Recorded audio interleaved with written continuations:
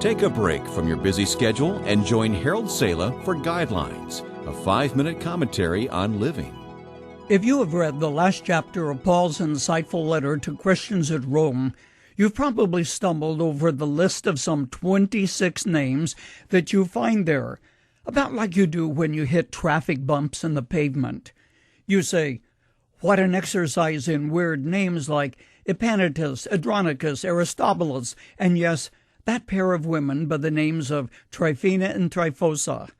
About then, you skip to the last paragraph and close the book. But there's something about that list that intrigues me. Why?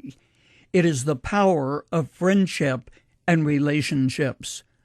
Let me give you some background that can provide guidelines that will help you today. First, you need to realize Paul's world was that of the first century, a day when you wrote a letter and sent it with a traveler or dispatched it on a ship that took weeks to cross the Mediterranean and reach the recipient. There were no faxes, no email, no telephone, no text messages. Communication was slow and laborious. Each of these 26 individuals had a story to tell, and Paul connected with every one of them. Listen to how he relates to them. Aquila and Priscilla had risked their very lives for Paul. A house church met in their home. Epenetus was Paul's first convert in Asia, a special trophy of grace. He mentions women who worked hard for the cause of Christ, married Tryphena and Tryphosa along with Persis. You can never have too many in that category. He also sends greetings to Adronicus and Junius, his relatives who had been imprisoned with him. Greet Rufus and his mother, he wrote, adding that she had also been a mother to him, and he goes on. Hey, though Paul had never been to Rome at that point, he valued the friendship of each one and wanted to keep the relationship healthy.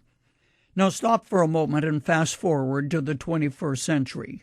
Focus on your world. Here's a tough question for you. How many real friends, the kind who would go to the wall with you, like the couple Priscilla and Aquila, who put their lives on the line for Paul, how many of those do you have? True, you have a lot of acquaintances, but probably you could count your real friends on one hand, right? Yet we live in a world of vastly improved communications. Cell phones, faxes, email, and what have you. What's the difference? Could it be the pace at which we live? No time for friends? Too busy to return phone calls, letters, or text messages? We ignore them. We think we'll get caught up next week. But next week, you find yourself a bit further behind and more things have piled up. No wonder we end up alone, isolated, depressed, without friends and without family. Something's wrong, and that something may well be the lifestyle of the person looking back at you when you look in the mirror. It's like the letter that allegedly was written to a newspaper that read, "The problem with the world is me." No time for that sort of thing, you say. If so, something's wrong. Is it possible you're trying to do far more than God ever intended you to do? This means your relationships are neglected. You're suffering from burnout. No wonder you have few friends. Remember, we choose to do what we do, and when our choices are unwise, we suffer. Read Romans 15.